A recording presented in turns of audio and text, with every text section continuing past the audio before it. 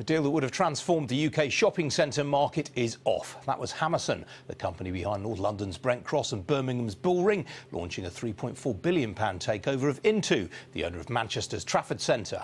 Hammerson is no longer recommending the deal. It says the market's view of the retail property sector had deteriorated since it launched its bid.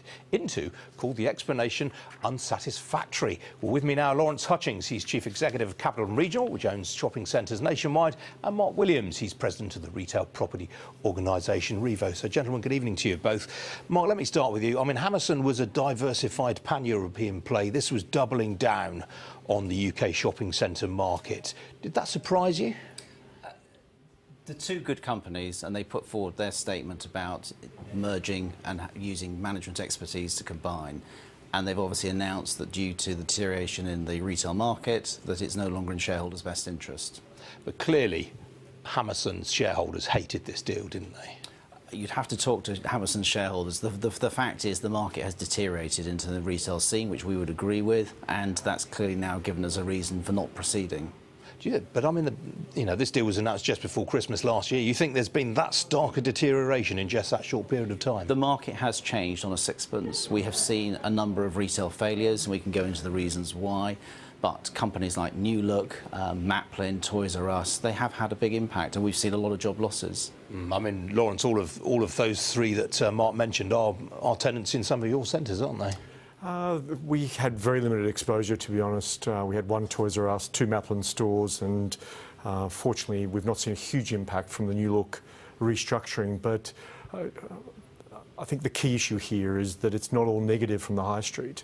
And if you look at the trends and analyse them in more detail, we are seeing growth in footfall in our shopping centres, and we are certainly seeing a move down the pricing architecture towards the value end of the spectrum. And that's evidenced by the performance of retailers like Lidl, for example, Aldi, Superdrug, Primark, who have all performed well. So we're not denying that it's tough out there, but I guess what we're saying is it's not tough everywhere necessarily. There are bright points, and certainly from our perspective, the types of centres we invest in are not the large flagship locations. Typically they're the community centres, and we think we're very well positioned in terms of the structural changes that are taking place in retailing and this polarisation that we mentioned between the large venues, which are increasingly about experience, and then the smaller venues, which are about local and community shopping, needs-based, more value-orientated. I mean, you're an ex-Hammerson man. Were you surprised that they did this deal, that they embarked on it? I'm still a Hammerson shareholder, and I think the economies of scale in our industry are proven.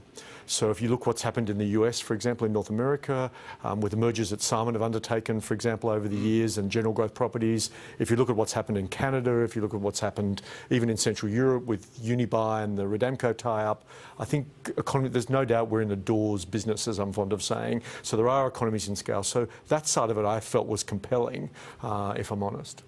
There was a lot of commentary during this whole saga about Intu's properties being underinvested. I mean, it really rankled with both sides. They said the city analysts that cover these two stocks hadn't necessarily been to some of the centres. I mean, as a competitor of theirs, do you see them investing? I think the shopping centres by nature, and as we mentioned with the structural changes happening in our industry, they do consume capital.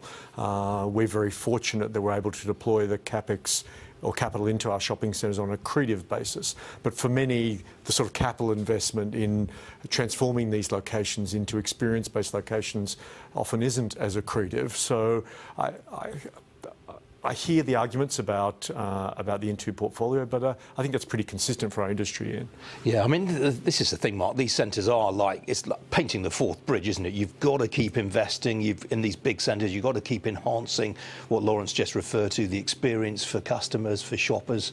Well, the retail scene has changed. There's an acknowledgement we have too much retail floor space. The internet has had an impact. That's structural. There's no point in going back. Town centres tend to be seen as a proxy for retail, but the reality is they're mixed use, and we're almost going back over a century to when they were places where people lived, ate, worked and shopped, and we've got to move more to that mixed use environment. So what's next for Intu? I mean, their share price has dropped 4% on this news today. Hammerson's is up, conversely, by 4%. Intu's stock price is now trading at something like 48% to the value of its assets. I mean, clearly the market thinks that the valuations in its books are too high. Well, the market always values the way the market does, and you have the independent valuations. The reality is all owners of centres are going to have to and are investing in their assets, and it's how they evolve into something that's more mixed use, that's different to where it was 10 years ago.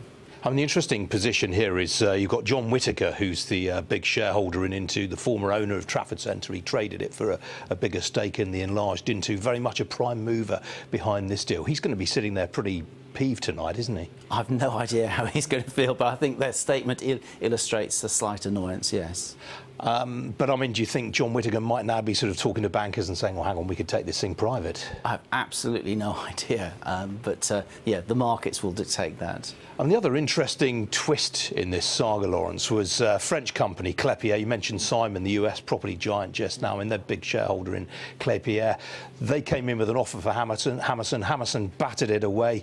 Klépierre walked away last week. Is it possible, do you think, that they're going to come back in 6 months' time?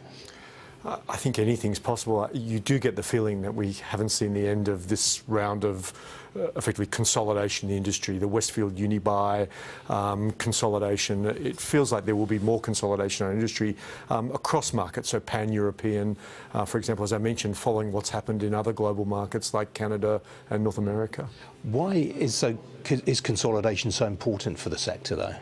It's, as I've mentioned, it's a proven model. So relationships with retailers improve as your scale grows, as you've got more touch points with your retailer customers, for example. The nature of procurement with your suppliers improves as you've got more scale, effectively more buying power.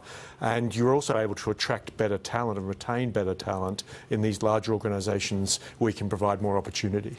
What about the consumer climate just now? I mean, you've both mentioned it's pretty tough out there, but there are pockets of growth. Primark, very good example, very good trading statement from them yesterday.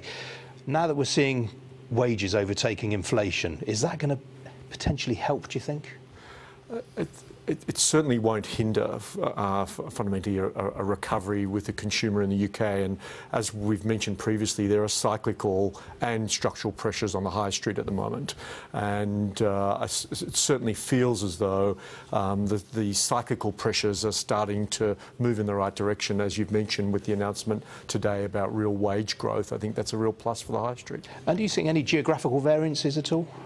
We're certainly seeing London and London-connected economies performing a little better, for example, than other places in the country. However, the real difference that we're seeing is where we've invested in customer propositions, so improving these centres, whether it's by merchandising or improving services. We are seeing an increase in footfall. Well, I was up at Wood Green the other week, which is one of yours, of course. It seemed as busy as ever. Lawrence Hutchings, Mark Williams, thanks both. Thank you.